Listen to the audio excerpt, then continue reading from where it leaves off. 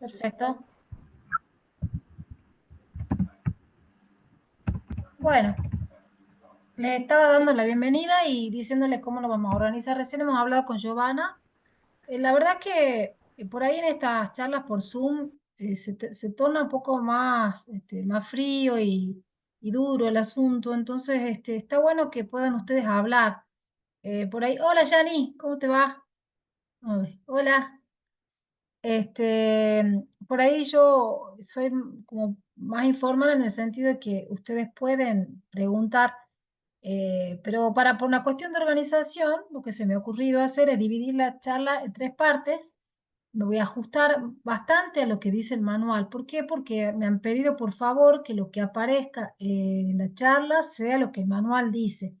Entonces yo me voy a ajustar a lo que el manual dice para que no generen confusiones a la hora del examen. Es decir, cuando ustedes tengan que rendir, ajustense a a las palabras del manual. Lo que yo voy a hacer hoy es como ampliar eso y explicar algunas cosas.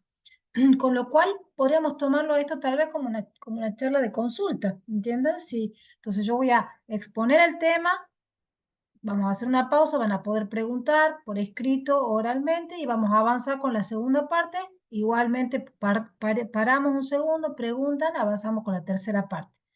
Entonces la idea es que hasta las 4:30 podamos terminar con la primera parte del manualcito, que en realidad es muy corto lo que tienen de la OM.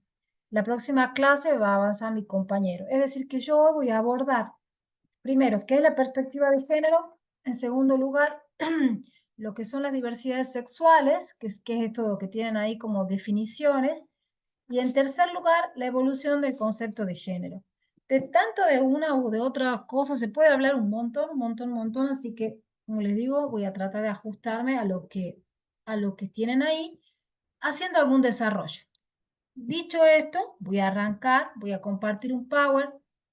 Otra cosa, probablemente algunos de ustedes ya me han escuchado con el tema de la ley Micaela, así que puede ser que algunas de las cosas que diga hoy ya me hayan escuchado decir. Así es que bueno, un poco como les digo, insisto, me ajusto a lo que se ha propuesto para la evaluación. Bueno, arranco. Les comparto la pantalla. ¿Alguna duda, chicos? ¿Algún comentario? ¿Algún chiste? No, nada. Bueno, Nada por ahora.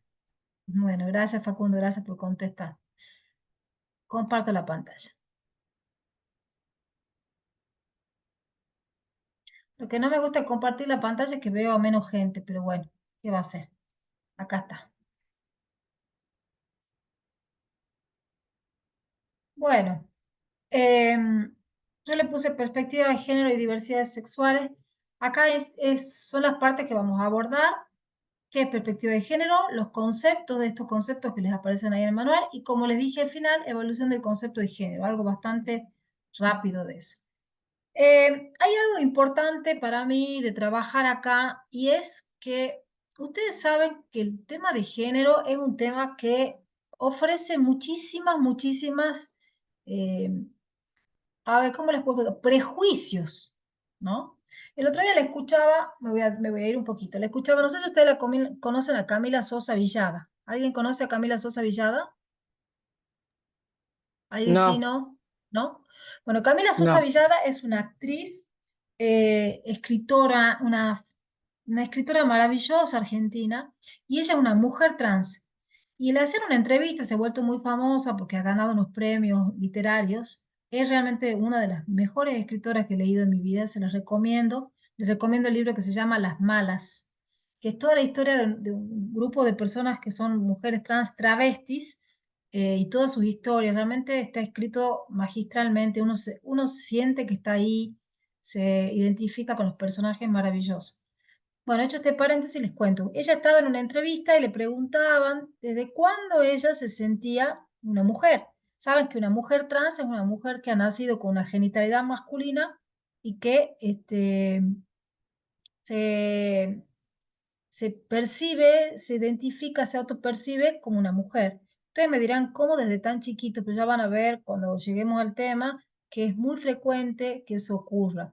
Es súper frecuente en realidad. Es como que es difícil definir cómo se construye esa identidad, porque los niños desde muy chiquitos, desde los 3 años más o menos, empiezan a expresar su identidad femenina o masculina, de manera independiente de cuál es su genitalidad.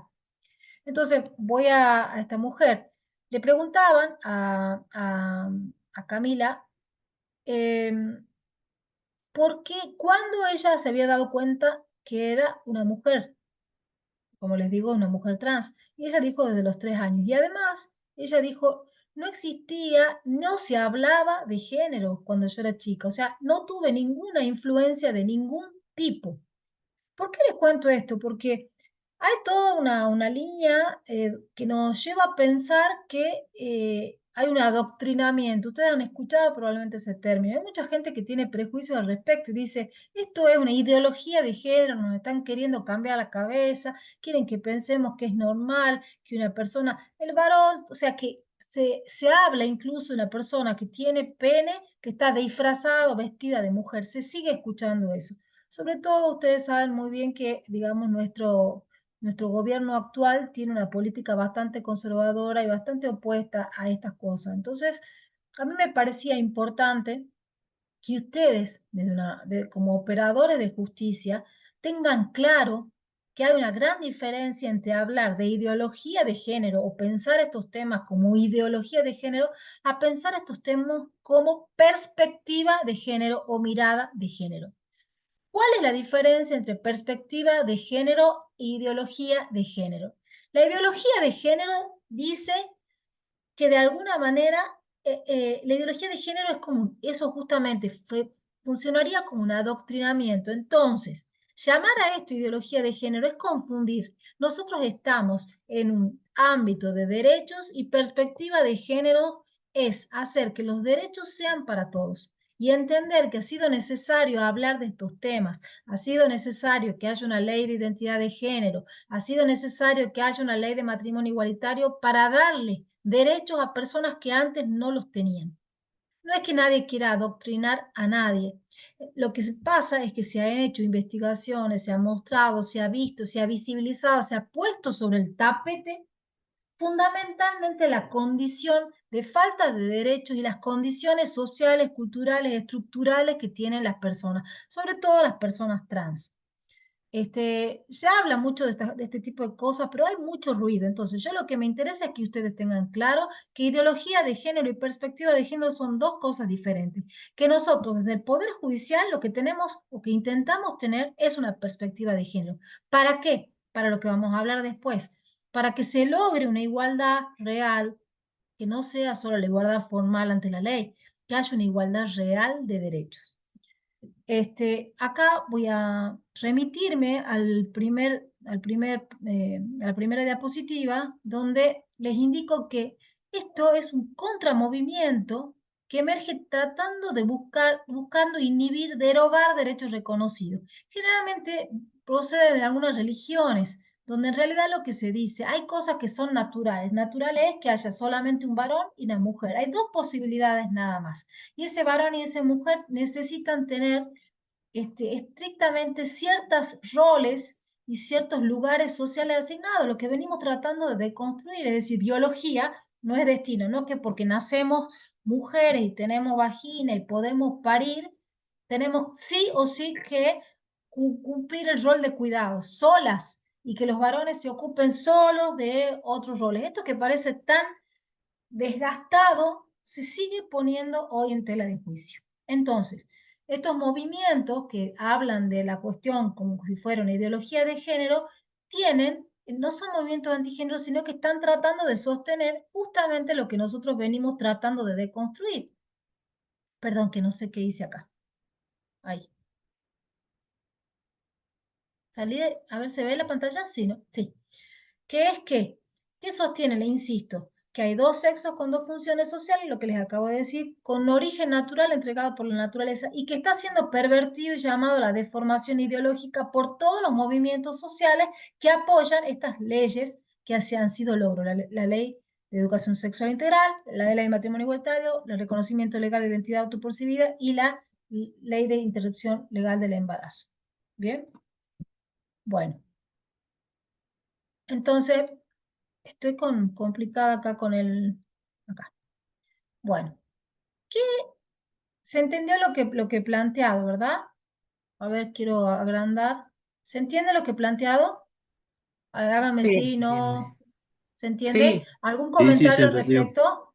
¿Algún comentario? ¿Pregunta? sí, se entiende.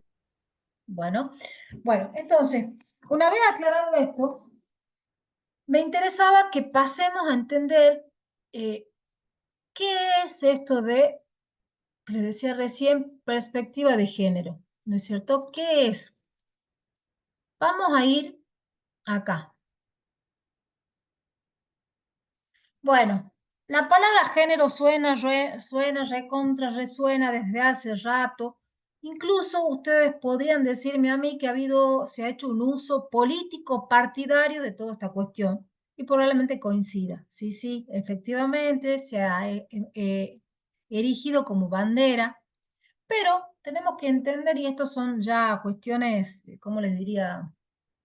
Argumentativas, y es que cuando se empieza a hablar de género, se hablaba del género, cuando ustedes escuchan ese género, puede ser un género que es un pedazo de tela, o se habla de un género como un género o una especie animal o vegetal.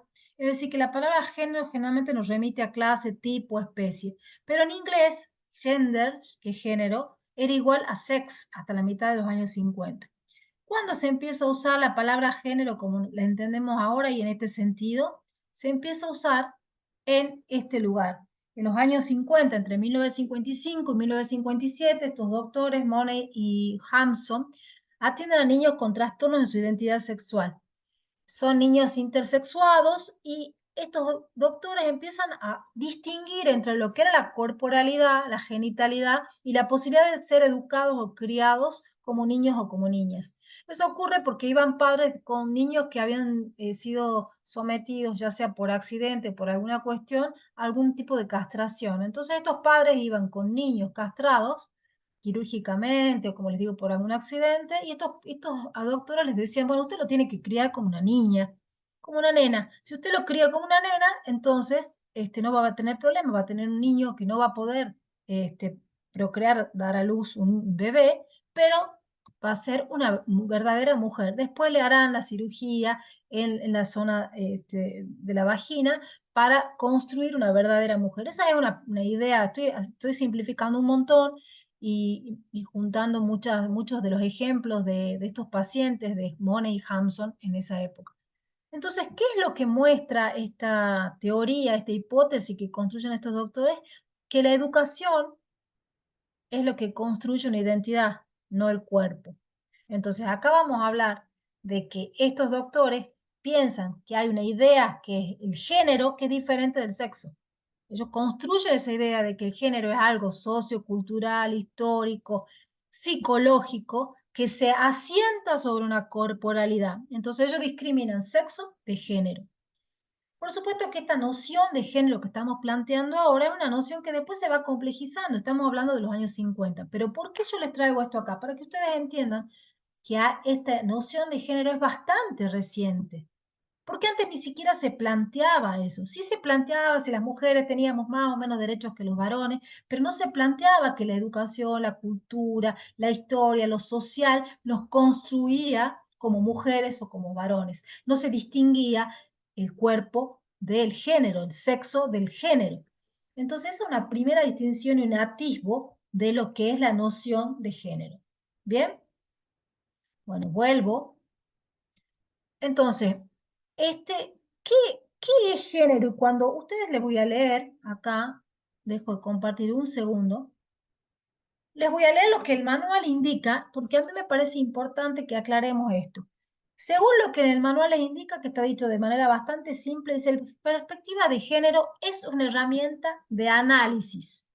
Yo les aseguro, chicos, que hoy en día a un montón de gente que ha hecho miles de cursos sobre la temática de género, le pregunta qué es perspectiva de género y qué género le cuesta definir. ¿Por qué? Porque hay que ponerlo en un ejemplo, hay que ponerlo en algo claro. Yo les voy a dar un ejemplo.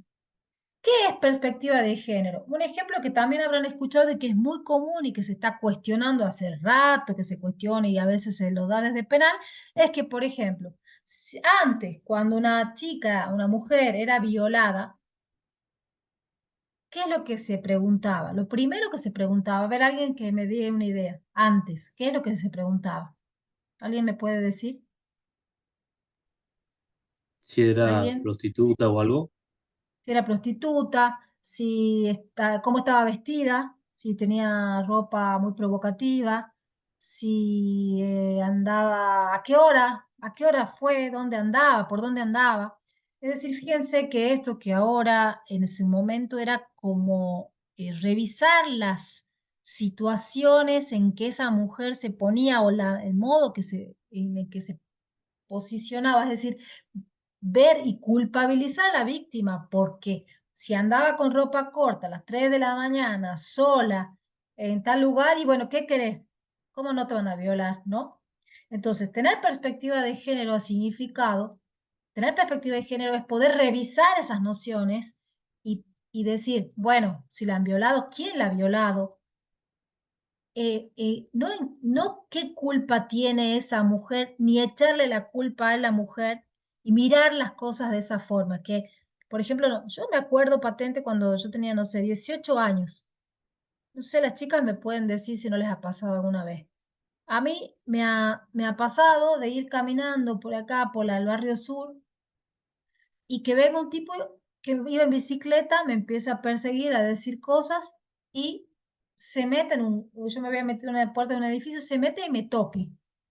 Lo primero que he pensado, adivinen qué es, cómo iba yo vestida, si yo iba suficientemente o no provocativa, si qué hora era de día, pero ¿por qué? Si yo estaba tapada, yo no tenía nada que pueda llamar la atención. Entonces, mirar con perspectiva de género, desde el punto de vista, por ejemplo, de una fiscalía, significaría abordar estos hechos sin considerar este tipo de culpabilidades que antes se les asignaba a la mujer, sino pensar realmente cuál es la cuestión estructural que se pone en juego. El que violó, violó porque es violador o porque hay un delito ahí, no porque la mujer estaba vestida de tal o cual manera. Entonces, la revisión de esa mirada es tener perspectiva de género. Mirar y revisar esas miradas que teníamos es tener perspectiva de género.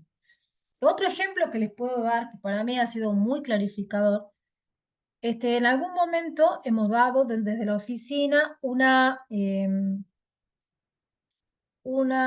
charla que era economía feminista o economía para mujeres. Y en un evento de la dirección de sistemas donde yo trabajaba antes con mis compañeros, me dice un compañero, un ex compañero, me dice, pero ¿por qué tiene que haber una economía para mujeres? O sea, ¿qué tiene de particular la economía? Algo que sea una economía para la mujer o que sea orientada a la mujer. ¿Qué diferencia hay hoy en día, no? Y la verdad es que tengo que ser honesta, pero hasta que no llegué a la conversación, a la charla, a esa conferencia, y a conversar con la persona que nos iba a dar la conferencia, ni siquiera yo tenía muy claro qué era o qué sería una economía para mujeres. ¿Alguien de ustedes me podría decir qué se le ocurre que sería una economía para mujeres o por qué habría que distinguir esto? Roxana, ¿se te ocurre algo? Ahí te tengo justo en el medio. ¿Se te ocurre algo? Una economía para mujeres. Sí. Acá en el salón dicen que para darle mm, autonomía. eh, Ajá, bien. Más Ya, autonomía, independencia. bueno, eso sería que una mujer tenga un trabajo para tener un manejo económico. Y efectivamente, evaluar la economía de las mujeres significa evaluar qué, por ejemplo, che, bueno, hago las compras. En algunos matrimonios pasa esto. Hay dos sueldos. El sueldo de la mujer muchas veces destina a lo hogareño, por ejemplo. Y el sueldo del marido se ahorra. Es un ejemplo, puede pasar o como puede no pasar. Entonces, hay una posibilidad de ahorro que se supone para la pareja, ¿no es cierto?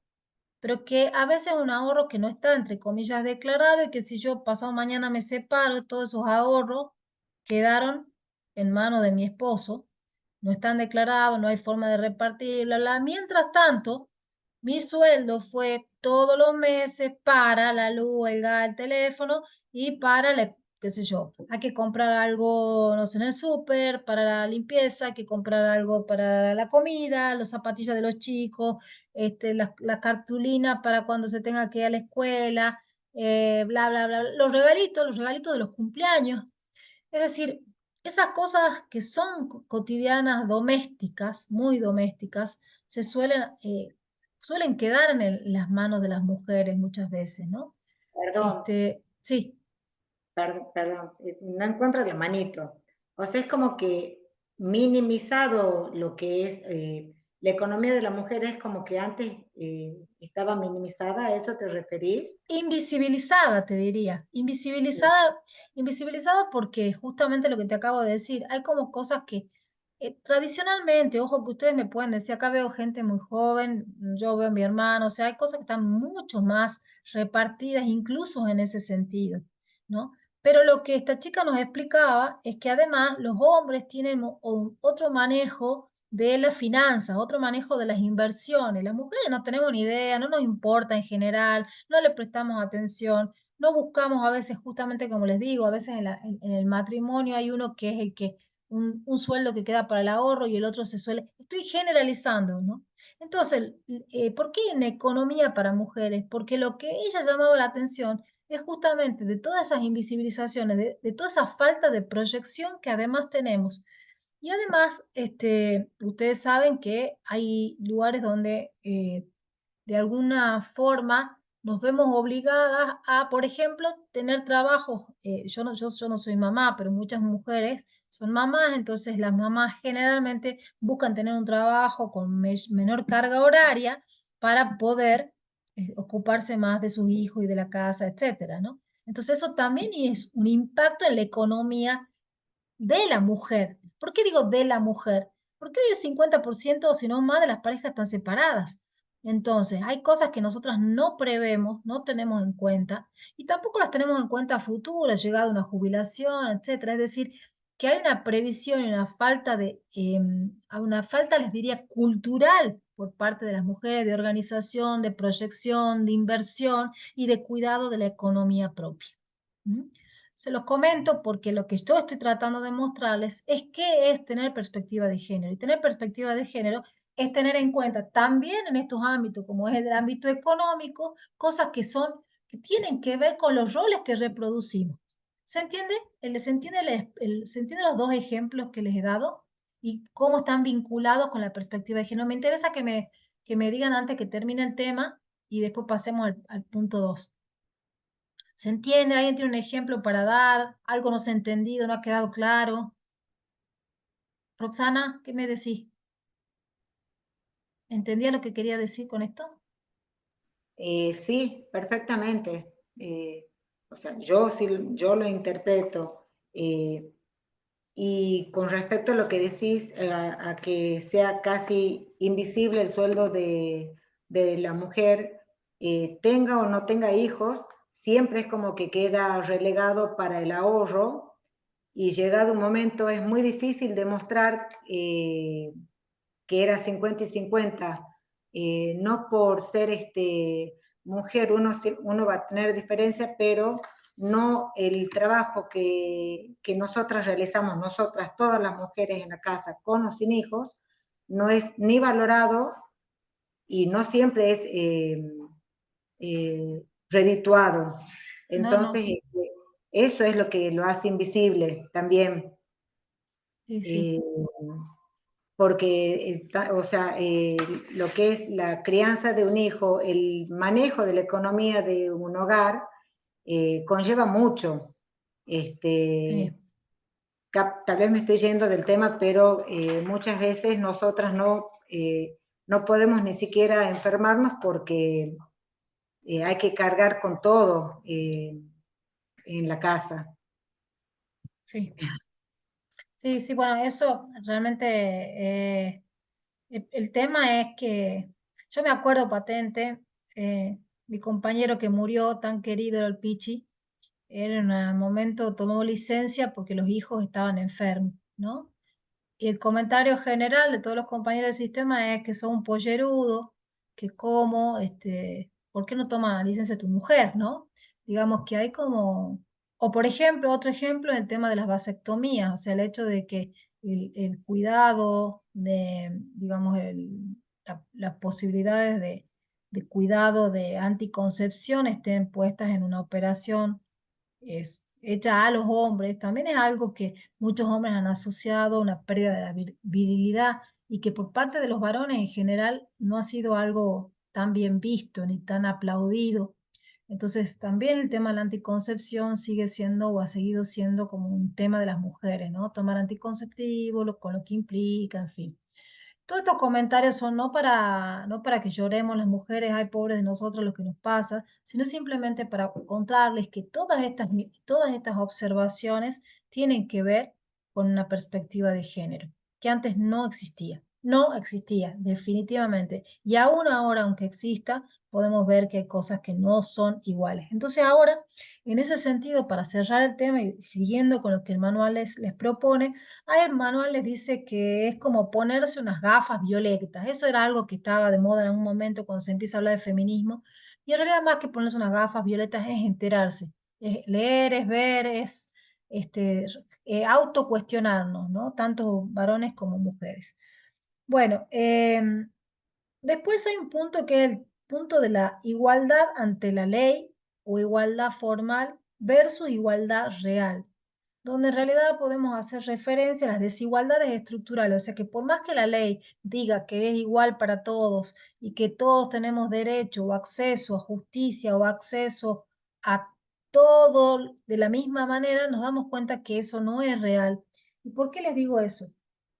Si una persona trans va a buscar, en general, o iba a buscar trabajo y se veía en su aspecto que era una mujer trans, generalmente se la asociaba a la prostitución, a la delincuencia, a la cuestión a la droga, al tráfico de drogas, etc. Entonces había como un gran prejuicio puesto sobre las personas trans. Entonces, ¿por qué eso forma parte de la desigualdad estructural? Por más que todos tengamos derecho a tener un trabajo, por más que todos tengamos derecho a tener una cuenta bancaria, hay desigualdades estructurales que no nos permiten acceder a esos derechos. Entonces, por eso se vuelve muy importante el hecho de que el Estado tenga acciones positivas. Y en ese sentido, nosotros como operadores del Estado tenemos que entender que nosotros tenemos que tener una perspectiva en clave convencional. ¿Qué significa en clave convencional? Que nuestro país está adherido en nuestra Constitución, en el artículo 75, inciso 22, da como obligatorias las convenciones, por ejemplo, la Convención de Belém do Pará, la Convención Interamericana sobre la Protección de Derechos Humanos de las Personas Mayores. Es decir, nosotros tenemos la obligación de que respetar lo que en esta perspectiva convencional, en clave convencional, está considerada para nosotros, para nuestro corpus legislativo. ¿Por qué les digo eso?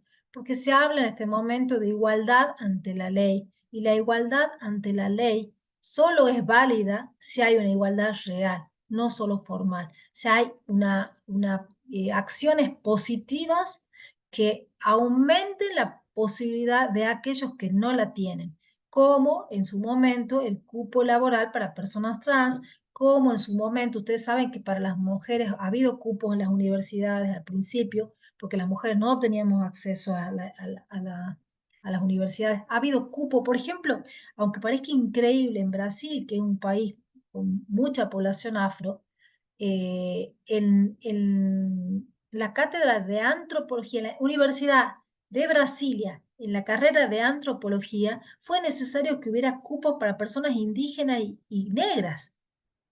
Es increíble. Entonces, esos cupos, ¿por qué se vuelven necesarios? Porque hay discriminaciones y hay desigualdades estructurales que por más que la letra de la ley diga todos tenemos derecho, hay gente que no los tiene porque por otras razones de discriminación o de desigualdad estructural no les permiten el acceso.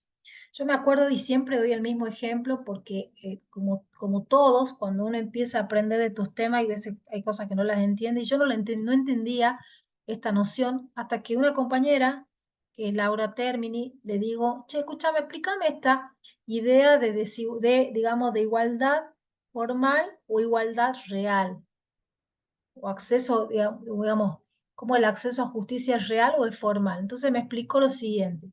La ley dice que todos los ciudadanos tenemos posibilidades de acceder a justicia, es decir, vamos a tribunales con nuestro abogado, como sea, pero tenemos acceso a justicia. Pero si yo soy una persona discapacitada que ando en silla de ruedas y no puedo entrar a tribunales porque no hay rampa, entonces no hay igualdad real, hay igualdad formal, pero la igualdad real son justamente esos banquitos que nos ponen, esas rampas que nos ponen para que todas las personas, sin importar su condición racial, de clase, de género, puedan acceder. El cupo laboral trans ha hecho que un montón de personas que no tenían más posibilidades que de pronto de ejercer la prostitución o trabajar como peluquera, tengan la posibilidad de acceder a un trabajo digno, estable, con ciertas condiciones. ¿Se entiende, chicos? ¿Se entiende? ¿Sí? Bueno, termino con Sí, esto un poco el desarrollo de la primera parte, que es básicamente hablar de qué es la perspectiva de género. Hemos distinguido ideología de género versus perspectiva de género. Hemos hablado de lo que implica la perspectiva de género en relación a la forma en que vemos el mundo, teniendo en cuenta todas estas desigualdades históricas y culturales que aún hoy se reproducen, y hemos visto también lo que significa igualdad formal versus igualdad real y nuestro posicionamiento como operadores de justicia, que debemos actuar en clave convencional, es decir, respetando las convenciones que nuestra Constitución avala. Les acabo de hacer un resumen de todo lo que hemos hablado hasta ahora. Ya llevo 40 minutos y recién vamos por el punto 1. Son 3, así que no se preocupe, vamos a terminar. Bueno, ahora dejo abierto para preguntas yo y para preguntas Giovanna. ¿Hay alguna pregunta? Por ¿Kio? ahora ¿Ninguna? ¿Alguien quiere levantar la mano, decir algo? O no levante la mano, active el micrófono nomás y hable. ¿Flor? No. Mi vecina Janina. Mi vecina Janina, a vos te digo, sí, a vos. Ahí está, mira, levantó la manita. No, no, a ver, contame, ¿se ha entendido? ¿Querés hacer un aporte? No tengas vergüenza si están todo ahí, todo en confianza acá. ¿Algún aporte? Sí, yo me quedé con la duda. ¿Me A escuchan ver, ahí o sí, no? perfecto, te escucho. Lo de la igualdad real sí la he entendido. Está Sí, la otra igualdad que es igualdad formal o legal, la igualdad formal. porque ¿Cuál con era? la Constitución, cuando la Constitución dice que somos todos iguales ante la ley, todos tenemos Ajá. acceso a justicia. Esa la igualdad real es la igualdad de la letra de la ley. ¿Entendés? Supongamos Ajá, que una sí. universidad diga, la universidad es pública y gratuita para todos los ciudadanos, pero si no hay rampa para discapacitados, no es real eso. Entonces, Ajá, lo formal, lo legal es lo que está en la letra de la ley. sí, ¿Entiendes? exactamente. Sí, ahora sí, ahora sí, ahora sí. Gracias, Marce. Pero lo que quiero distinguir es que a veces es necesario que Sí, haya acciones positivas que permitan que esa igualdad formal se cumpla. ¿Entendés? Perdón. Sí, sí, sí, sí. O sea, Ahora sí, la muchas igual- gracias. gracias a vos. Decime, perdón, Roxana. o sea, la igualdad real es lo concreto, o sea, lo que dice lo formal que se haga concreto. La ¿Es igualdad real es así? lo que permite, la igualdad real es lo que permite que la igualdad legal exactamente se haga concreta, Bien, por eso es real. Lo formal bien. dice, bueno, todos podemos, como te doy el mismo ejemplo, todos podemos acceder a justicia. Bien, yo no ando en silla de ruedas, no puedo, no puedo leer, o sea, o ahora mismo, acá estamos subtitulados, o sea, acá todos tienen posibilidades de acceder al Zoom y a que a tener la clase. Pero si yo no escucho o no veo, de alguna forma no estoy pudiendo acceder. Entonces tendríamos que, implementar algún sistema que realmente permita que haya una igualdad real entre todos los que estamos presentes para que estas personas que tienen alguna discapacidad que no les permita acceder, la puedan tener. Por ejemplo, me ha pasado en algún Zoom que ha dado, me han dicho hay una persona sorda y yo no sabía en ese momento poner los subtítulos. Entonces yo estaba, digamos, incumpliendo las convenciones y tratados que nuestra Constitución avala a través del artículo 75, inciso 22. ¿Se entiende? Sí. ¿Sí? Son las acciones positivas, así se les llama, que evitan la desigualdad estructural. Bueno, ¿alguien más? ¿Algún comentario? Bueno, parece que no, ¿no? ¿No hay ninguna pregunta yo? No, por acá no. Ni Bueno, en muy salón. bien. Por el momento no, está todo bien. ¿Está bien, Didier? ¿Sí? Genial. Muchas gracias. Bueno, voy a volver a compartir pantalla para avanzar un poquitito.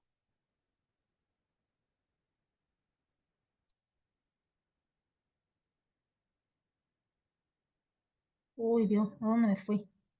Fui al principio. Esperen un segundo.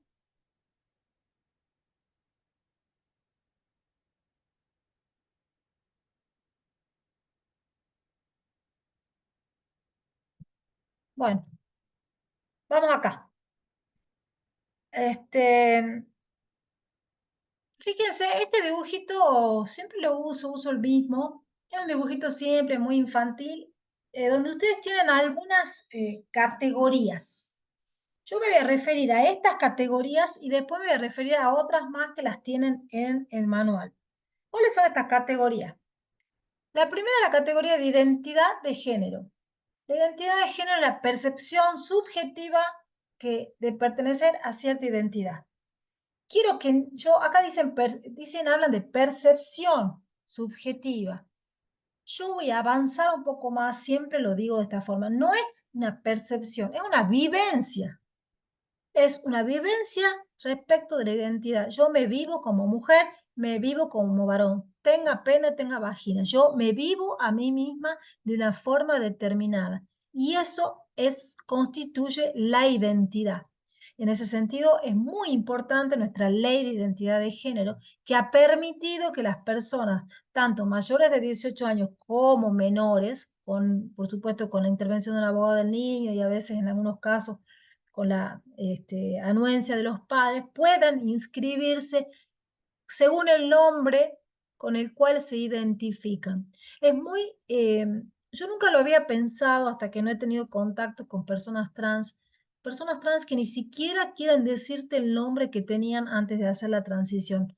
Es muy difícil que una persona trans te venga a decir, yo antes era Juan y ahora soy Silvia, porque resulta bastante insoportable recordar ese nombre o ser nombradas por ese nombre que no los identifica.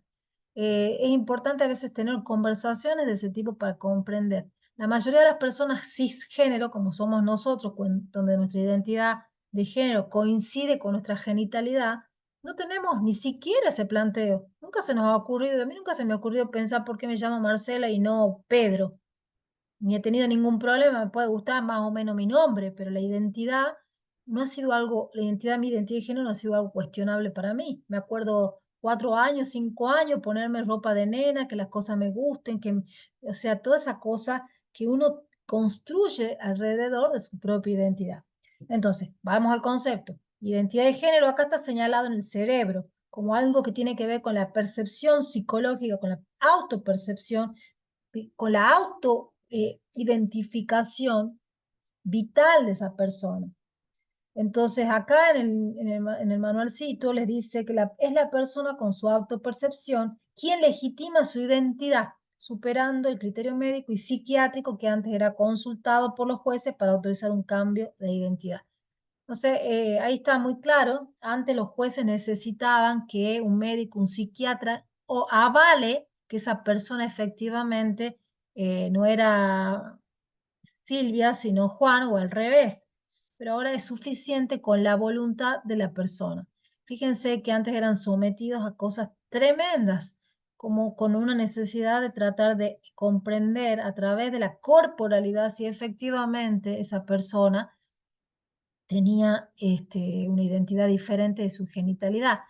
Eso así ha cambiado muchísimo porque se ha avanzado en el conocimiento y ha cambiado también mucho, también me escucharán decir esto, por las luchas de los grupos, por los movimientos sociales de personas trans o LGTBIQ. Ahí vamos a ir a eso. Bueno, entonces identidad de género, la autopercepción o la percepción subjetiva, ahí lo tienen en el manual. Vamos a pasar al siguiente punto que no está en el manual, pero yo se los comento, que es el tema de la atracción sexual. ¿Cuál es nuestra orientación? ¿Qué personas nos atraen más, nos gustan? Si nos gusta alguien de nuestro sexo, somos homosexuales. Si nos gusta alguien del sexo opuesto, somos heterosexuales. Y después hay otras discriminaciones, como una persona bisexual que se siente atraída por ambos sexos, una persona pansexual quien no le da, digamos, ningún valor a estas categorías y puede vincularse afectiva y sexualmente con personas de cualquier identidad. Y según estos cuadros y algunas investigaciones, también existen personas que son asexuales. Bueno, vamos a ver la expresión de género.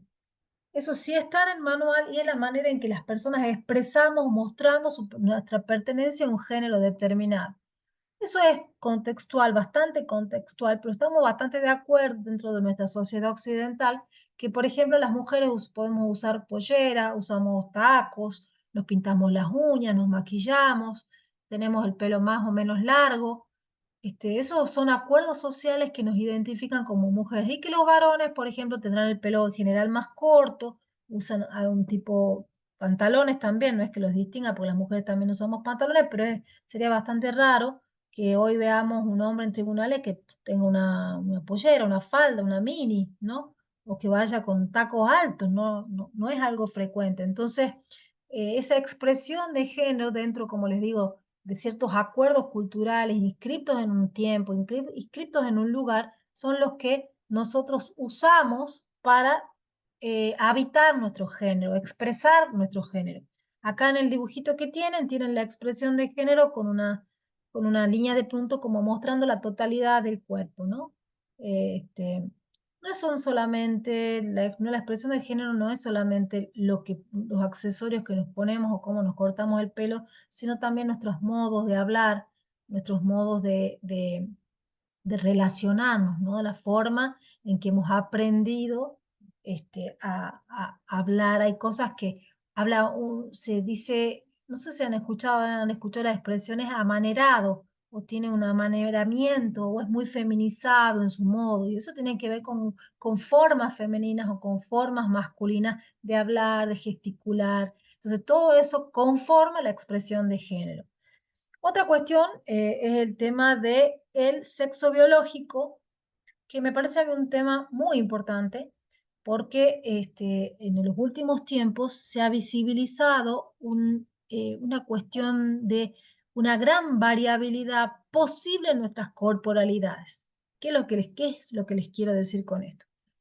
Estrictamente, cuando hablábamos de sexo biológico hasta hace unos años atrás, les diría, no sé, quizá probablemente a mediados del siglo XX, como veíamos con la noción de género, ahí empiezan a verse estas cosas, no es que no existieran, pero empiezan a visibilizarse, a cuestionarse. Siempre se consideraba que el sexo biológico tenía solo dos opciones posibles, masculino o macho y hembra, ¿no? Donde en realidad esa genitalidad o ese sexo está definido o estaba definido por los genitales y no se contemplaba ninguna otra parte ni ninguna otra variable corporal, como podrían ser las hormonas, como podrían ser ciertas cuestiones genéticas, los caracteres genéticos o ciertos caracteres cerebrales. Había como un acuerdo biologicista y médico donde se miraba el cuerpo y se decía, esto es varón o esto es mujer, según si tenía pene o vagina. Y punto. Eso ha sido cuestionado y ha sido parte de una lucha de los movimientos de personas intersexuales. ¿Quiénes son las personas intersexuales? Las personas intersexuales son aquellas que tienen caracteres sexuales que desde esta perspectiva binaria podrían ser ambiguos. ¿Qué les quiero decir? Una persona intersexual puede ser una persona que tenga, por ejemplo, testículos, que los tenga, supongo, tenga testículos y tenga vagina, labios vaginales. O una persona que haya desarrollado mamas, pero tenga testículos, o pene. Es decir, hay una gran variabilidad, incluso hasta a nivel hormonal y genético. No voy a desarrollar el tema porque daría para un montón, pero hay personas que tienen lo que se llama, lo que ha sido llamado insensibilidad a los andrógenos, donde muestran que sí su cuerpo tiene hormonas masculinas, pero el cuerpo no los reconoce. Entonces, ¿qué pasa? Sus corporalidades son muy femeninas y se manifiestan y aparecen como mujeres, pero en realidad tienen unos testículos en la parte interior del cuerpo que desarrollan hormonas masculinas, pero insisto, no son reconocidas por el cuerpo, con lo cual no tienen barba, no tienen otro tipo, no desarrollan una voz grave, es decir, no tienen montones de características que son mucho más asociadas a una corporalidad masculina. Entonces, para distinguir el sexo biológico, lo importante es que sepan o que entiendan que está asociado a la corporalidad, tiene que ver no solamente con lo genital, sino también con lo hormonal, con lo genético y con algunas cuestiones propias del cerebro. Y se ha planteado una gran variabilidad. Entonces podemos hablar de mujeres, de varones y de personas intersexuales, ¿sí?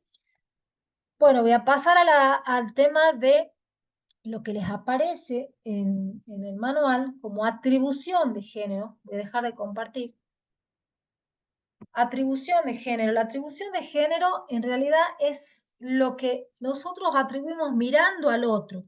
En el manual a ustedes les dicen lo que el otro atribuye al sujeto viendo los signos de su expresión de género. La primera es la del médico que recibe al nacer, que está bastante asociado a lo que les acabo de decir, porque la atribución de género de un médico usualmente era, a ver, ¿tiene pene o tiene vagina? Entonces varón o mujer. Y esto está siendo cuestionado.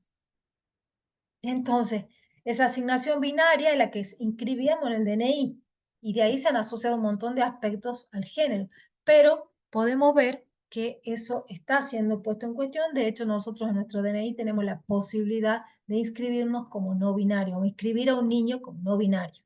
Antes, un fenómeno de esta naturaleza, alguien que nacía con una corporalidad que no encajaba dentro de este binarismo, era prácticamente, se ha visto como algo medio monstruoso o algo que debía ser negado. ¿Bien? Bueno, los roles de género que también les aparecen en el manual es cómo desarrollo yo mi ser mujer o mi ser varón o mi ser intersexual, supongamos. Lo desarrollo teniendo y reproduciendo ciertas conductas, eso también es variable. Es lo que se espera de nosotros, esos son los roles o los estereotipos. Nosotros desarrollamos ciertas conductas que son las que se esperan de nosotros. Y si nos salimos de esas conductas, por ahí podemos recibir algún tipo de juicio de sanción social. Las relaciones de género, bueno, ustedes han visto que cuando se habla, esto está muy vinculado a la violencia de género, está como muy estudiado el hecho de que hay vínculos jerárquicos, que la construcción de género, de hecho, el concepto de género, que es un concepto de análisis, lo que muestra no solamente son las diferencias, sino las jerarquías. ¿Mm? Entonces, el hecho de que se piense en las relaciones de género como relaciones jerárquicas, puede hablar de un lugar de sometimiento de unos hacia otros, que no necesariamente tenga que ser de una mujer con un varón, ¿no? Sino que hay construcciones que tienen que ver justamente con los lugares de poder, ¿no? Que muchas veces se ha asociado a lo masculino. Bueno, diversidad de género, el último punto de este apartado. Y ahora, a ver, no sé si tiene sentido que se los diga así. Primero lo voy a decir, después vamos a ir viendo uno por uno. Tenemos que pensar que diversidad de género y toda esta sigla de la que se habla, que LGTBIQ+, es una categorización que se hace en un momento. ¿Con qué objetivo? Con el objetivo del que estamos hablando, tener una perspectiva de derechos. Porque dentro de las mismas comunidades hay también jerarquías. Yo me acuerdo patente en una conversación con dos amigos gay que estaban por dar una estaban yo tenía que coordinar una mesa literaria. Entonces me siento con estos dos amigos gay a conversar y ellos me empiezan a hacer una categorización de las personas homosexuales, donde me decía algo así como que las personas gay eran tipo los homosexuales súper, súper, no les diría chetos, pero como de clase alta, media alta, que en realidad tenían cierta situación económica y con un cierto aspecto muy hegemónico y un montón de cuestiones que definirían dentro de lo que es el ámbito de personas, de varones homosexuales a un tipo de varones homosexuales, que serían los gays. Después otro ejemplo que me daban eran lo que eran las maricas. Lo que eran, ellos hablaban, disculpen, porque además esto espero está grabado, pero hablaban del puto caracol. Así dicen, ¿qué es el puto caracol? Les digo, bueno, el puto caracol decían que era una persona homosexual pobre que andaba con la mochila todo el día al hombro. O sea, suena hasta gracioso, era gracioso, pero dentro del ámbito de las comunidades hay también ciertas categorizaciones y jerarquizaciones. Entonces, ¿qué les quiero decir con esto?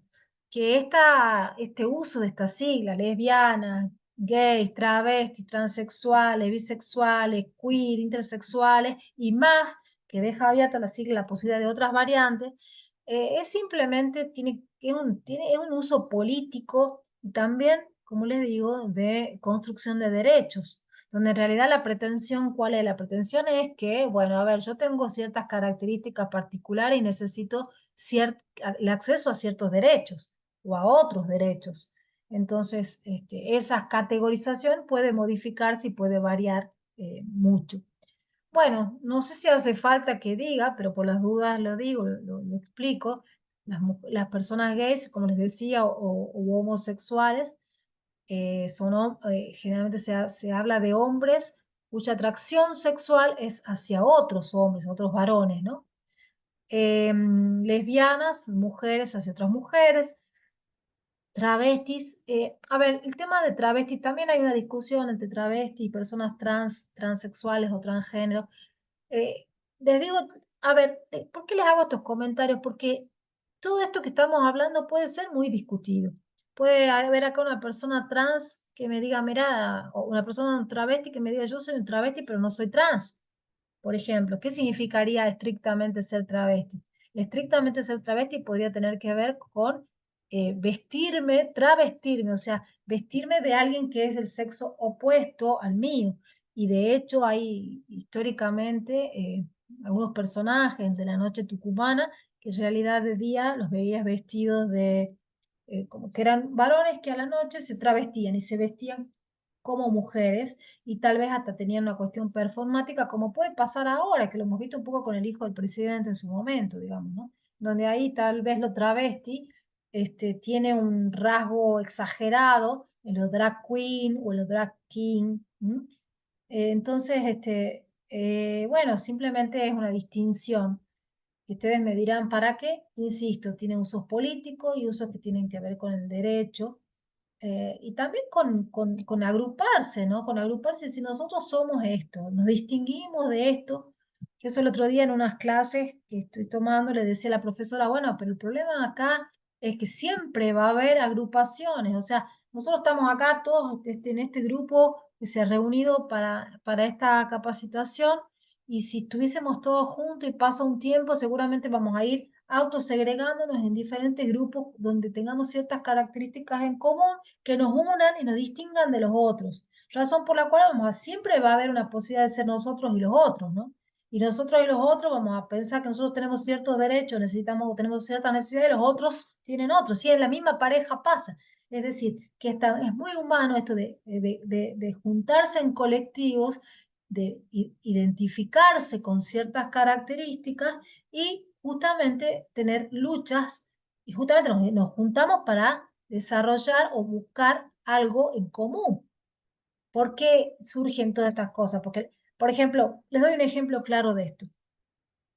Se habla de los feminismos, del feminismo, ya ahora lo vamos a ver cuando hablemos de las evoluciones del concepto de género, pero mujeres excepcionales que han hecho cosas que las mujeres de su época no hacían, hubo siempre, desde el siglo V, desde el siglo VI, desde el siglo XIV, o sea, hay registros muy antiguos, pero no existía el feminismo. ¿Por qué? Porque las mujeres no se habían juntado a decir, che, a ver, ¿sabes qué? Hay una declaración de derechos que dice que yo tengo los mismos derechos que los varones, pero yo no puedo trabajar, no me dejan trabajar. Ah, yo también soy mujer y a mí tampoco me dejan trabajar. Yo también soy mujer y tampoco puedo trabajar. Entonces, de golpe, han empezado un montón de mujeres a decir, nosotros somos mujeres y como mujeres nos faltan estos derechos. Ese es un ejemplo. Las personas trans, uno hace el cambio. Ah, no, después me dicen las Yo te preguntas. digo, exacto, tranquila. Sí. Bueno. ¿Entienden? Entonces, de pronto, las personas trans dicen, sí, nosotros somos personas trans, y no es lo mismo ser trans que ser gay, porque yo puedo ser una persona, una persona homosexual, que me gustan los varones, pero mi aspecto al resto de la sociedad no le dice nada, entonces no soy juzgado ni atacado como pasa con las personas trans. Y generalmente no es la misma realidad de los varones trans que la de las mujeres trans, porque las mujeres trans por ahí, en la forma, digamos, de su corporalidad, no es tan evidente que se trata de una mujer trans. En cambio, perdón, de un varón trans.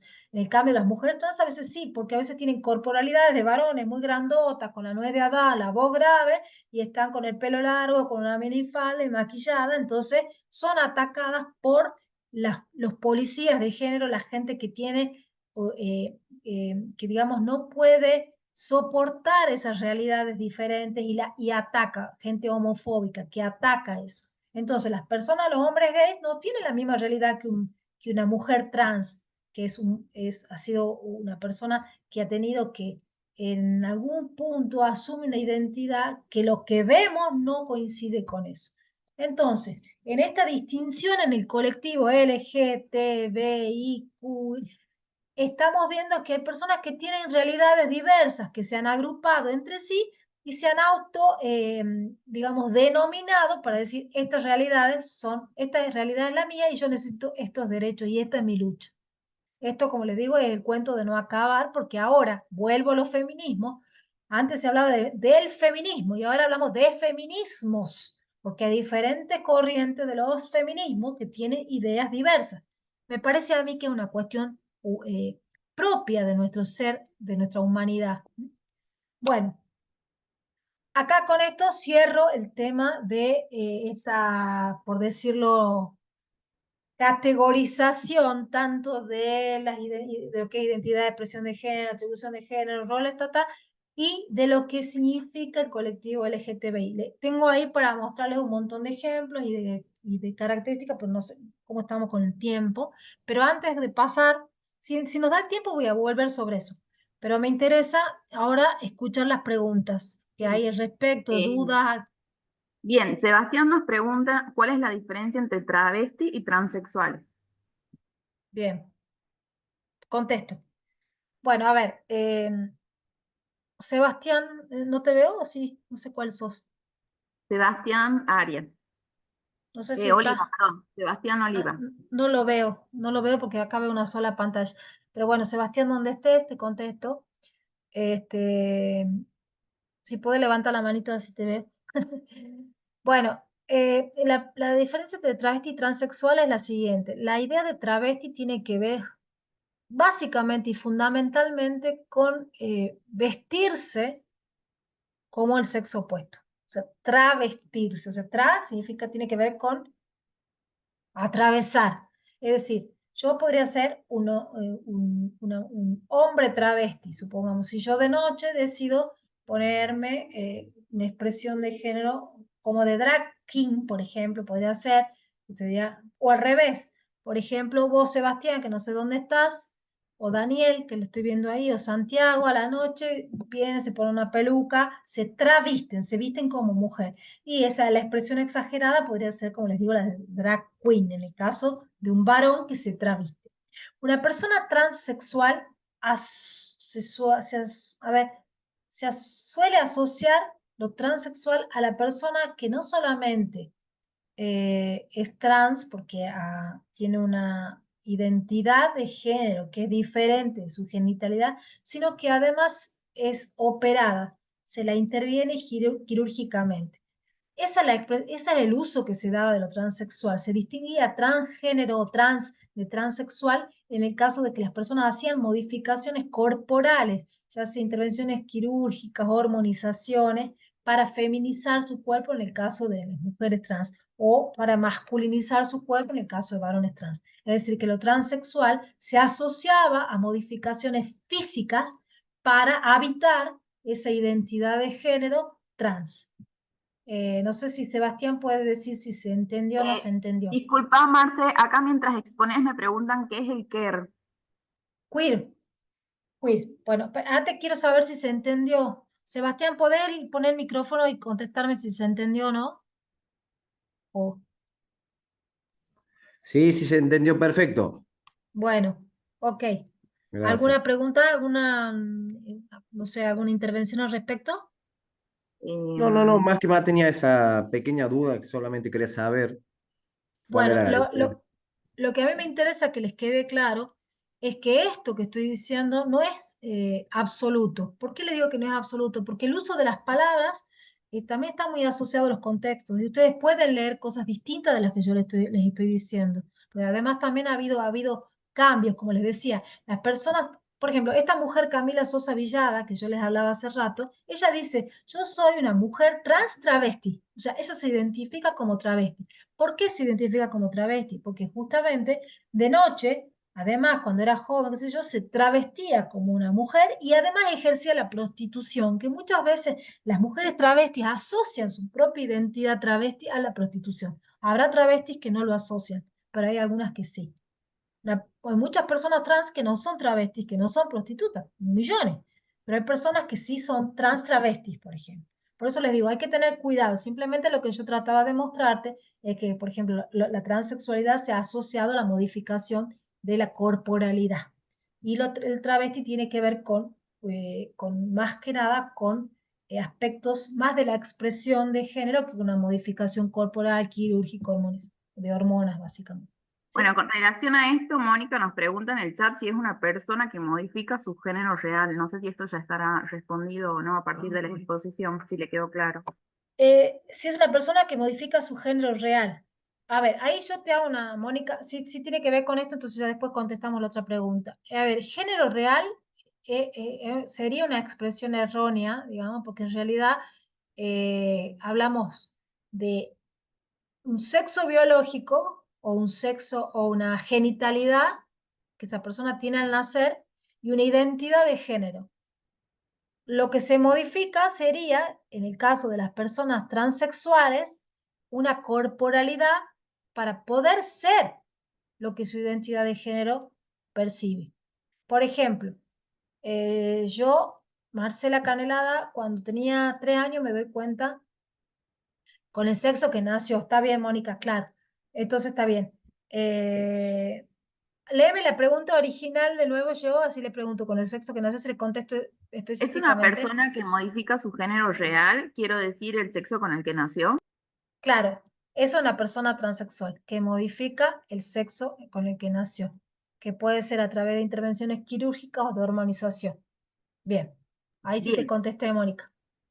Ahora la del salón, que es una persona queer. ¿Qué es una persona queer? Bueno, les cuento un poco en el uso que se hacía de la palabra queer antes. Antes, cuando se empezaron a hacer estas distinciones entre gay, travesti, lesbiana, bisexuales, bla, bla, bla, bla, había gente que se autodenominaba como queer o la denominaban como queer despectivamente. Es como que de todos ustedes, todos los que estamos acá, venga Gustavo y me diga yo soy gay, venga Roxana y me diga yo soy lesbiana, venga yo y les diga yo soy trans, venga Giovanna y nos diga yo soy travesti y así. Entonces cada uno tiene como un titulito donde su desempeño reproduce esos roles, digamos, que son asignados según la pertenencia a una categoría. Entonces, por ejemplo, que digamos Santiago es queer, porque Santiago no es ni gay, ni lesbiana, ni trans, ni nada. Entonces él es como un paria de grupo que no tiene ninguna identidad. Entonces es queer, es como raro, es el raro del grupo. Se usaba así, y se usaba de una manera como medio despectiva.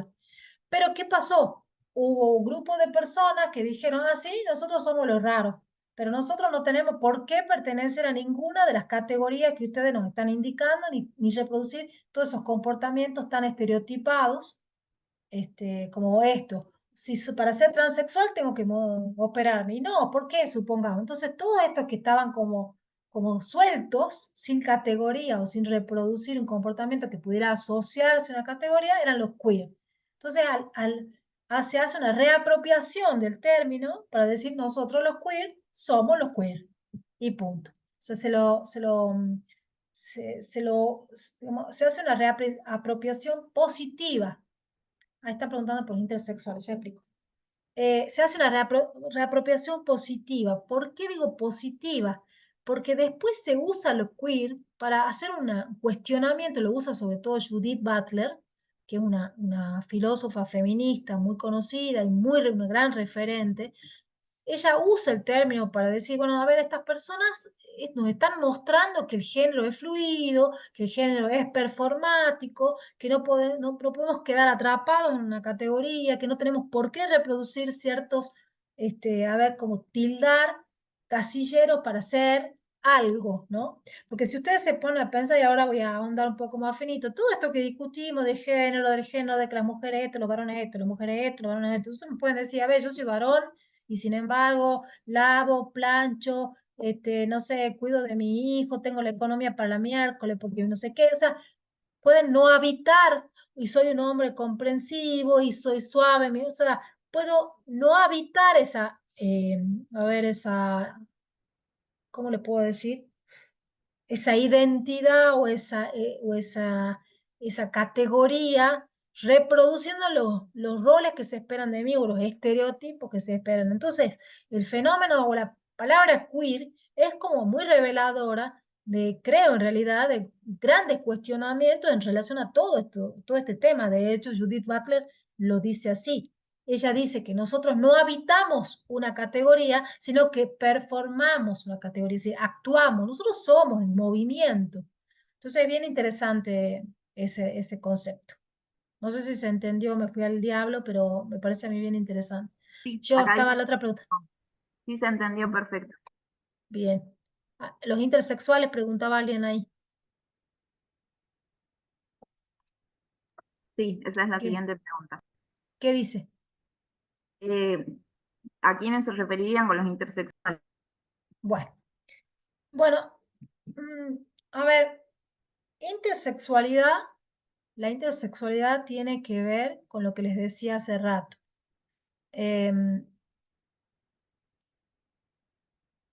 No sé, la verdad que para mí esto ha sido una gran novedad. Antes, lo único que yo escuché al respecto, ustedes habrán escuchado de los hermafroditas, así hablaban mis padres, se sabía de que había personas hermafroditas, personas que tenían los dos sexos, ¿no? Que podían tener genitales y tenían desarrollar mamas, genitales masculinos y desarrollar mamas, o que podían tener una vagina y testículos, en fin, la verdad que y que, no sé si alguien ha visto la película XXI, una película de Lucía Puenzo, donde hay un caso de intersexualidad, y ese caso de intersexualidad muestra cómo se ve a esa niña, una niña, un adolescente, como algo monstruoso dentro de un pueblo, ¿no? Se la veía como algo monstruoso, y la misma criatura no sabía muy bien, porque ya no, es como, no sabes quién sos, ¿no? Porque si no sos ni varón ni mujer, si tenés, supongamos, testículo y tenés mama y te sale,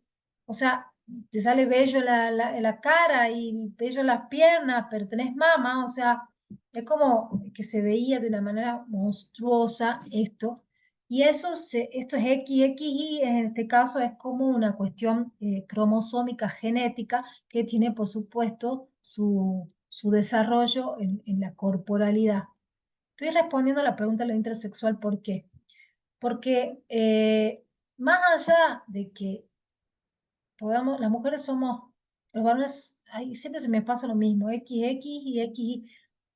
Siempre me pasa lo mismo, ¿ah? Miren las veces que vengo repitiendo esto y siempre me pasa que al final cuando tengo que decir, no sé si es, esperen un segundo porque no quiero decir estupideces. XX mujer, XY varón.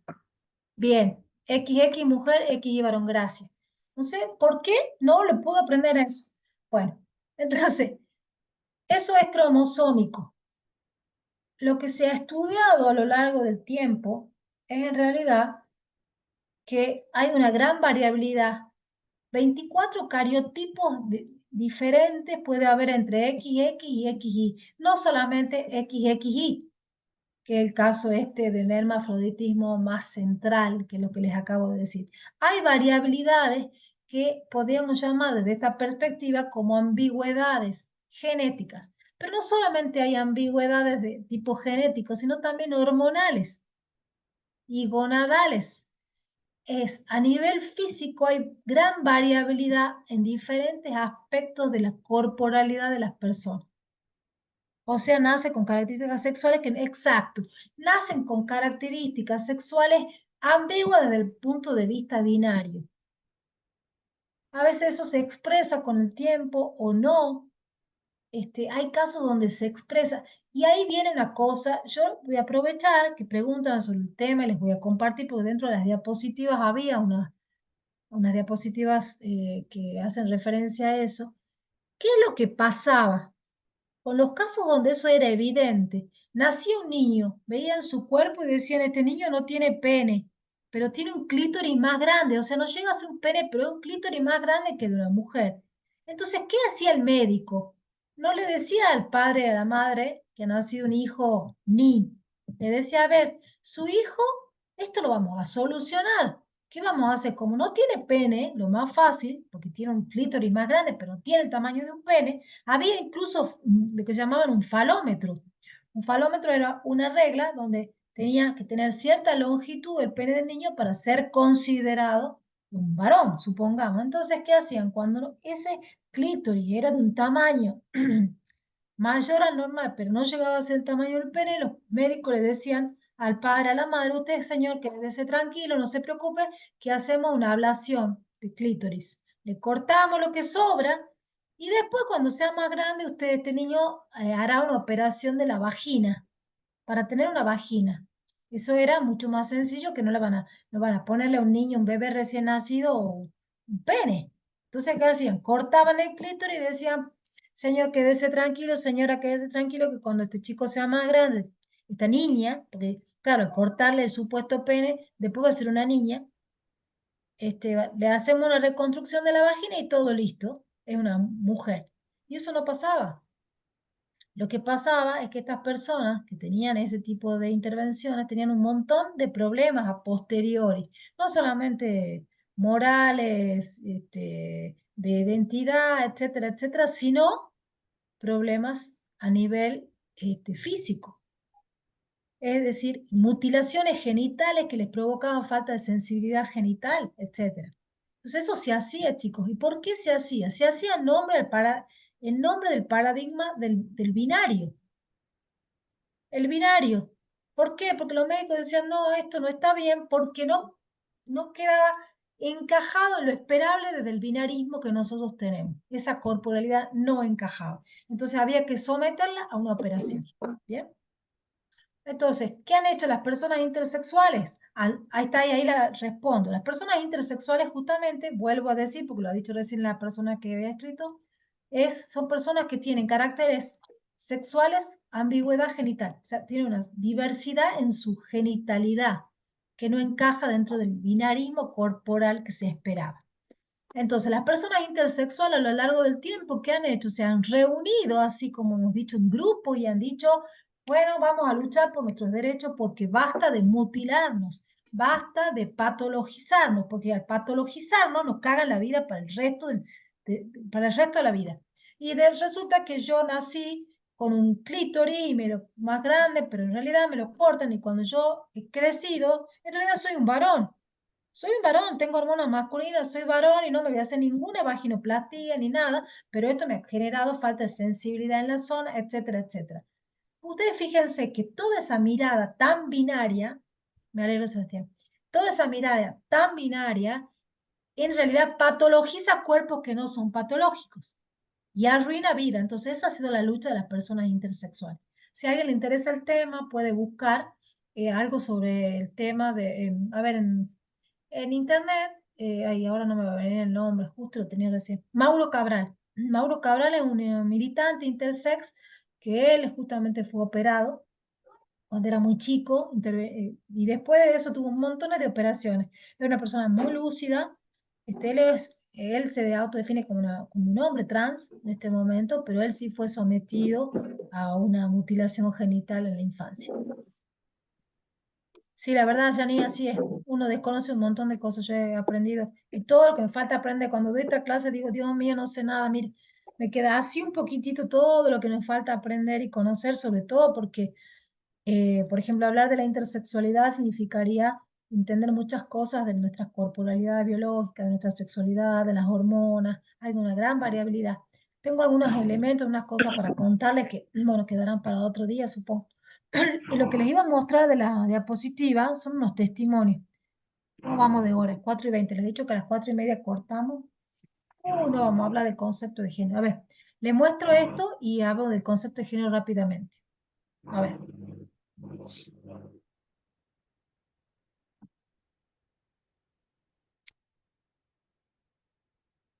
A ver, compartir pantalla. Acá.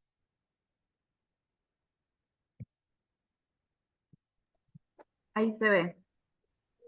Bien, ahora lo quiero pasar.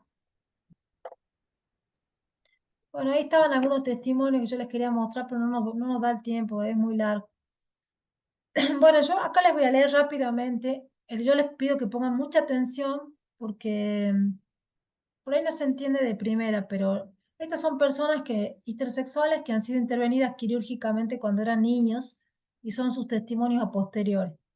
Este dice, esta persona, que vuelva. 5 centímetros menos me transformaron en una persona sin sensibilidad genital, pero con nombre y apellido, por supuesto. Y aunque hubiera querido contar la diferencia, no hubiera podido porque yo no la sabía. Y si lo hubiera sabido, tampoco hubiera podido mostrarla, porque excepto por la insensibilidad, no quedó nada que mostrar. Javier L. Otra persona. No se me dio ninguna explicación de la cirugía y cuando el cirujano cortó la mayor parte de mi clítoris de media pulgada, fue como si hubiera cortado mi lengua. No pude llorar a gritos para salvarme y ese grito ahogado apretaba mi garganta y bloqueaba mi voz. Miedos sin fin acerca de quién y qué era yo tomaron el lugar de las palabras y se instalaron como un velo sobre mí. Marta Coventry.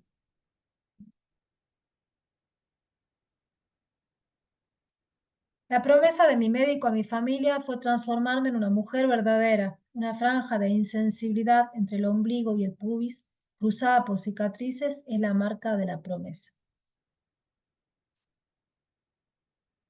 Bueno, yo me acuerdo que la primera vez que he leído eso me quería morir, porque realmente son testimonios que muestran un gran dolor.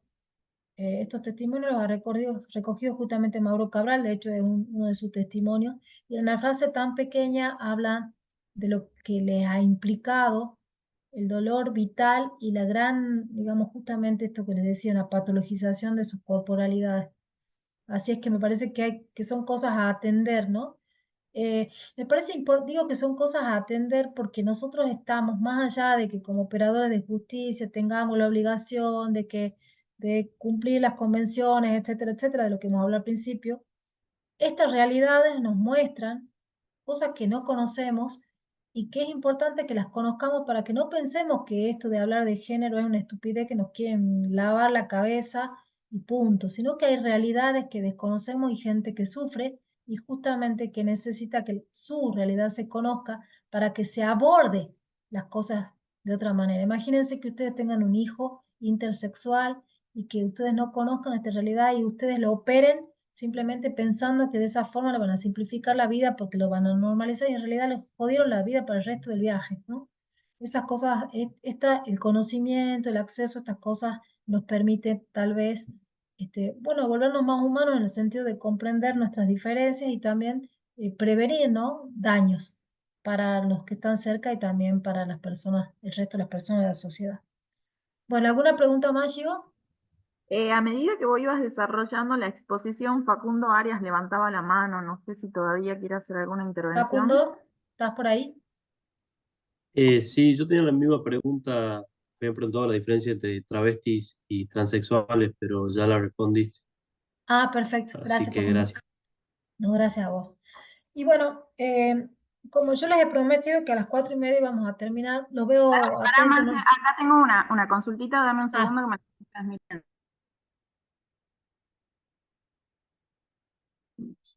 ¿Quién es el responsable de autorizar o de negar un tratamiento, o sea hormonal o cirugía?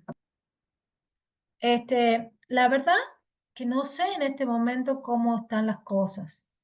Tengo entendido, porque no sé porque realmente no tengo, bueno, no soy abogada y por ahí no estoy al tanto de cómo se posiciona la ley y el tema de la Convención de los Derechos del Niño, por ejemplo. Yo creería que en este momento no se puede hacer ningún tipo de intervención de entrada, digamos, ¿no? Pero pienso que estas autorizaciones se pueden hacer a posteriori y que seguramente requieren de la intervención de la persona misma y tal vez, digamos, de sus tutores en el caso de niños, pero la verdad que no sé, la verdad que no puedo responder. Tal vez le puedan hacer esa pregunta a Lucas, como van a estar con él la clase que viene, si querés yo anotala, para que Lucas les pueda contestar, porque él es abogado y les puede contestar más específicamente que yo. Parece que si yo les digo, voy a quedar, no le voy a responder correctamente. A ver, dame un segundito que seguimos con las preguntas del talón. Bueno.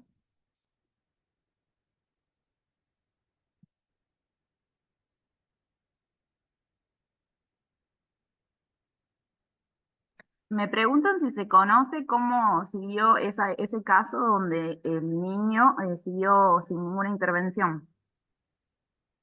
No era un caso particular, no ni específico. No. Yo hablaba en general, no hablaba de un caso particular específico. Además de eso también, bueno, si fuese un caso particular, podría dar una respuesta, pero al no serlo, es muy variable porque depende, digamos, de sus hormonas, incluso del desarrollo de su identidad. En el caso, sí es el caso de Mauro Cabral, específicamente tal vez que es a quien me he referido, les decía que él se considera un varón trans. A pesar de que él fue mutilado genitalmente cuando nació, él es un varón trans. Hoy tiene una identidad de varón y es una orientación sexual homosexual, ¿no? Acá tenemos otra intervención en el talón. Bueno, hola. Hola. Mi pregunta apunta, por ejemplo, me estoy haciendo ruido el tema de la escritora Camila, que con 3 Sí, años ya es mujer.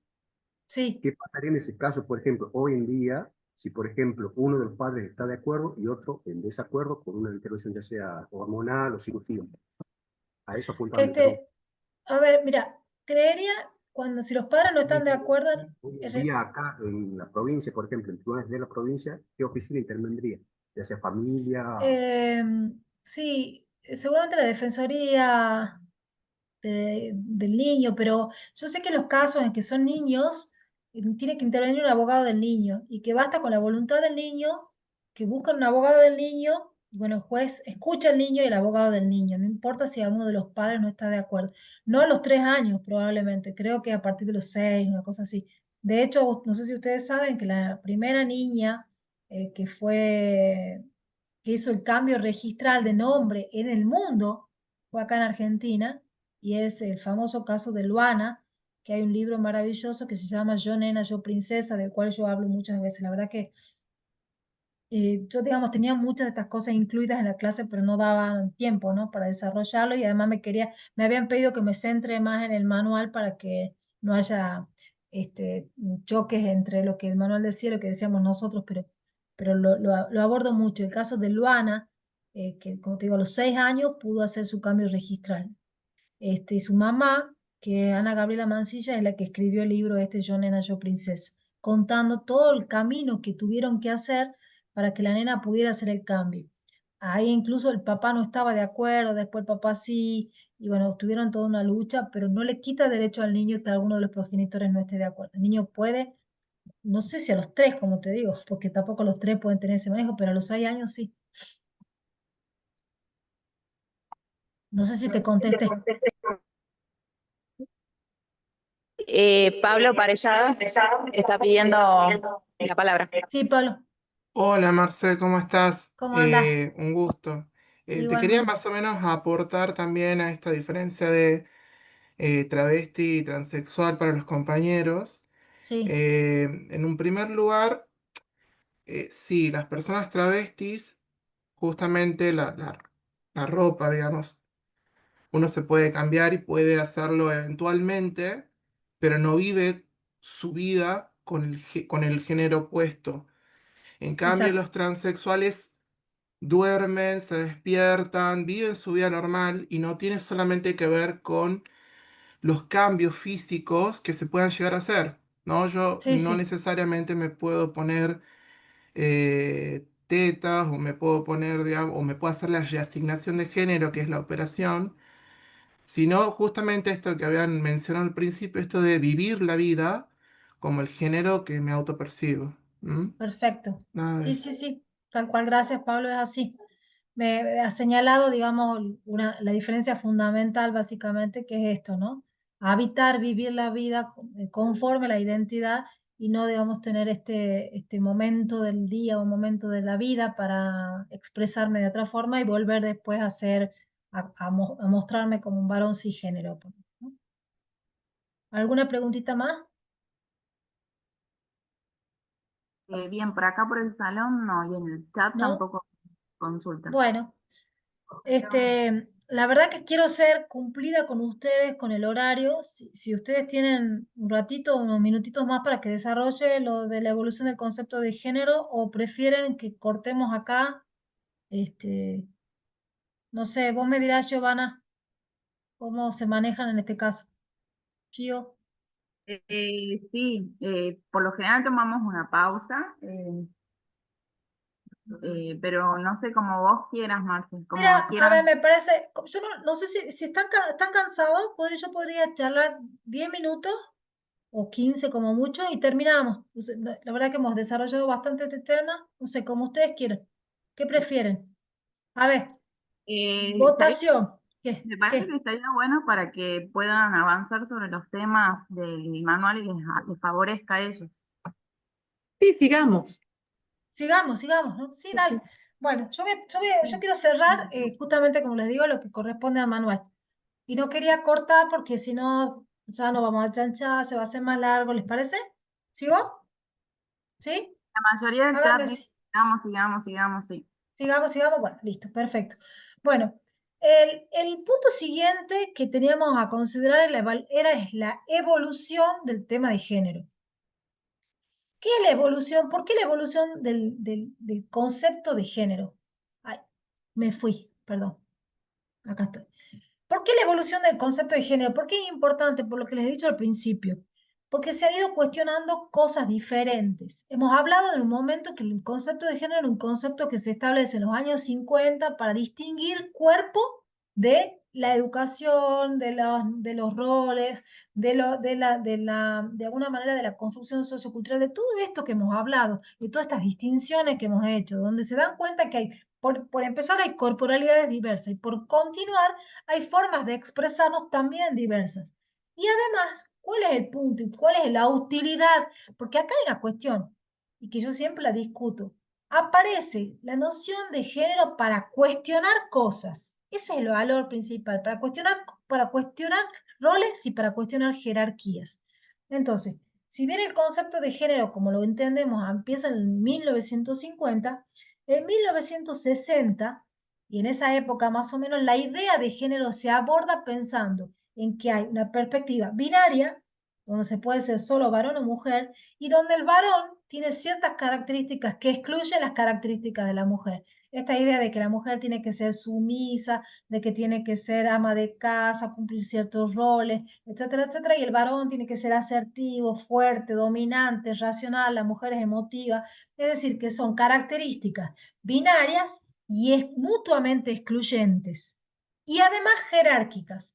Yo les voy a decir, digamos, siendo muy honesta, yo me acuerdo que cuando empiezo a estudiar estos temas, me pongo a pensar en la manera en que yo conversaba con mi familia y me daba cuenta que cuando conversaba esperaba la aprobación, la mirada aprobatoria de mi padre o de mi abuelo. Es como que la mirada del padre, la palabra del abuelo, la palabra del padre, de los varones de la familia tenían más valor, de manera inconsciente. O sea, yo me sorprendo a mí misma tratando de buscar esa aprobación de los varones de la familia.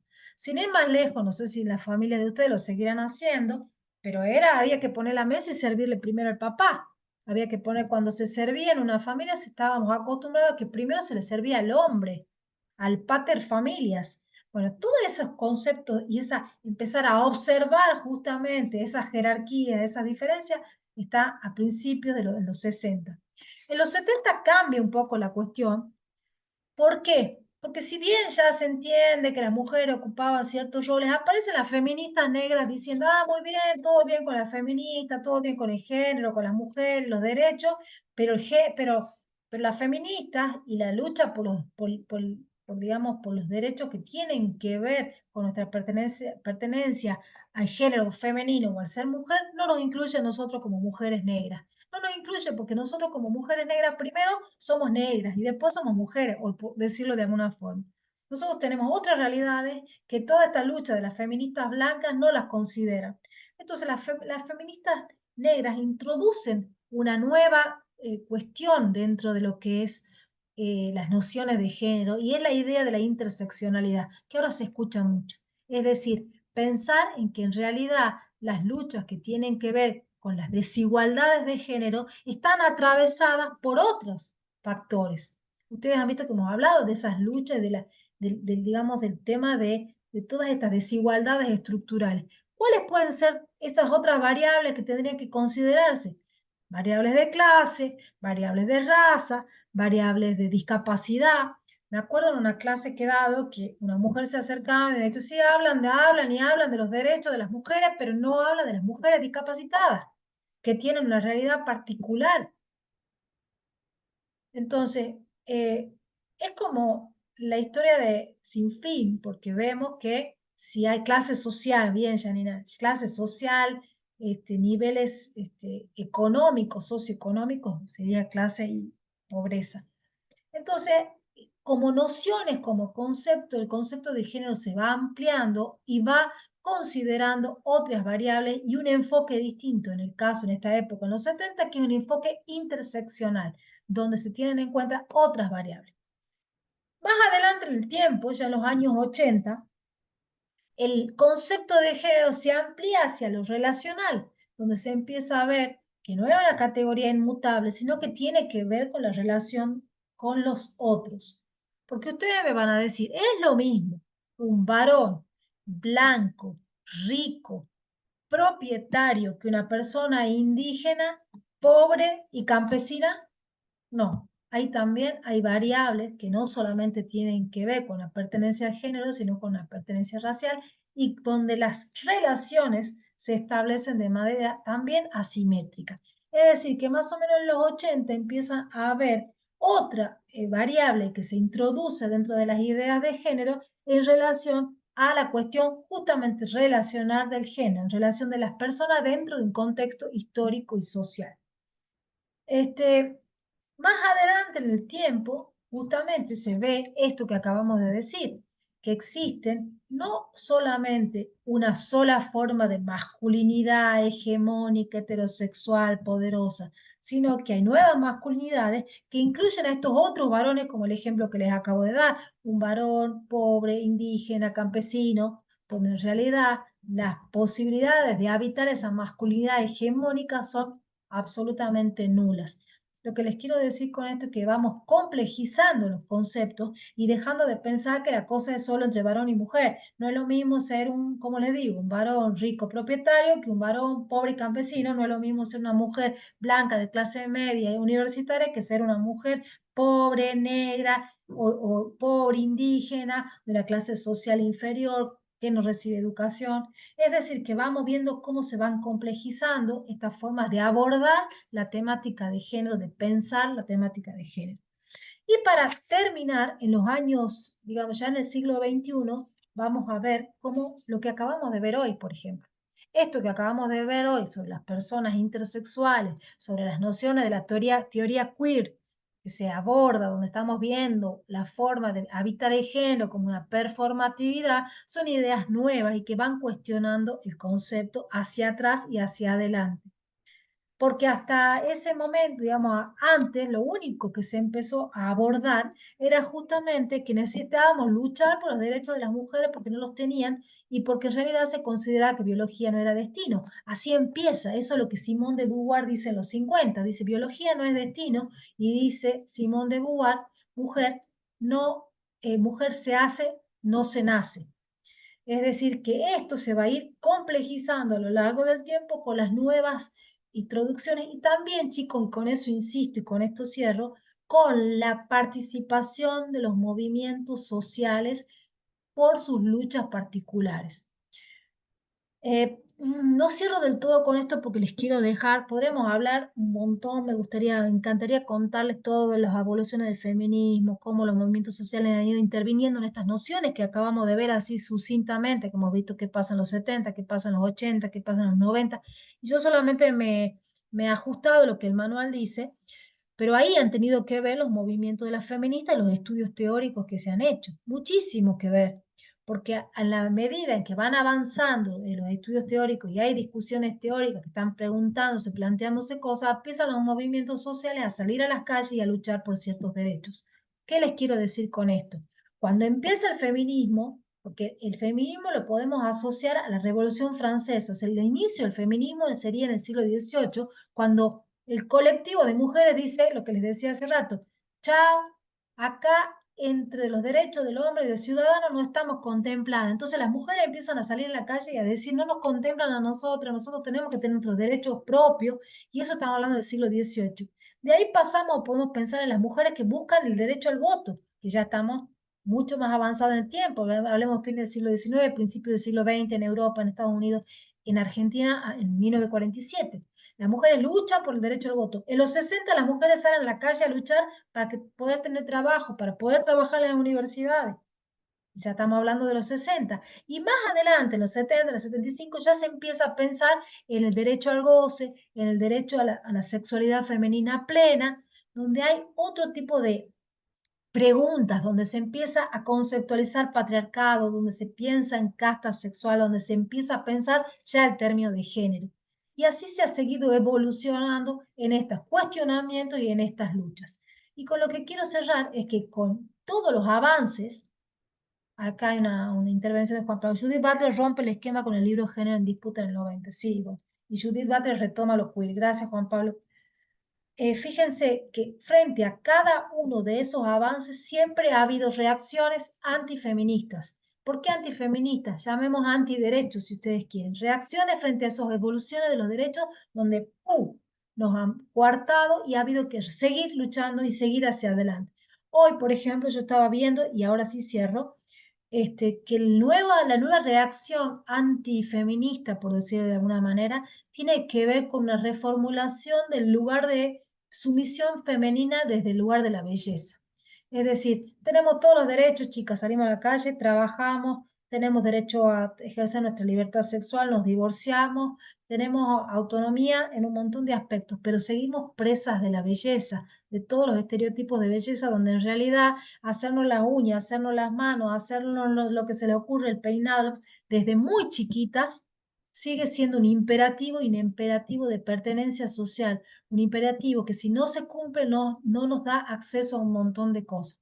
Y lo más tremendo es que ese formateo se los hace desde los 5 o 6 años, cuando ustedes tienen niñas que van a la fiestita de cumpleaños y en vez de jugar, no sé, a la pilladita, a la escondida o a la cualquier estupidez que se nos puede ocurrir, las tienen a las niñas haciéndole skincare con 2 pepinos en la cabeza y poniéndoles crema y brillito y pinturita, donde hacemos que las niñas hasta en los cumpleaños infantiles empiecen a habitar esas feminidades que terminan volviéndolas y poniéndolas presas de un mandato de belleza necesario para ser lo suficientemente mujer, para tener una pareja, para tener un trabajo, etcétera, etcétera. Lo he dicho así súper rápidamente, pero lo que les quiero mostrar es que no hemos vencido el patriarcado, queridas y queridos. Nuestra sociedad sigue siendo desigual. No me victimizo como una mujer, ni victimizo a las mujeres. Simplemente les dejo a ustedes como operadores de justicia, como ciudadanos, como compañeros, como personas, estas reflexiones, bueno, para que, como hemos dicho al principio, ¿qué es la perspectiva de género? Bueno, abrir un poco la mirada para tener la capacidad y la posibilidad de reflexionar sobre estas cosas. Así que bueno, acá cierro. Si quieren hacer preguntas, estoy disponible, y si quieren que nos despidamos, gracias, Sebastián. Yo no estoy leyendo las preguntas porque estoy concentrada en el, pero si quieres, ya ahora me gustaría leerlas. Me gustaría, bueno, si quieren saludar, preguntar, escucharles la voz a los que quieran antes de, y espero que sí, que de verdad espero que les haya gustado, que lo hayan entendido, y bueno, me encantaría verlos de nuevo en alguna ocasión. Sigamos, bueno. No sé si tenemos algo, Gio, para... No, justamente estaba consultando acá en el salón, quedó todo claro, muchísimas gracias, y en el chat tampoco hay preguntas. No, gracias a ustedes. Gracias por la atención, chicos. La verdad que los he sentido muy atentos y muy cercanos, así que les agradezco un montón eso. Eso es muy importante para mí,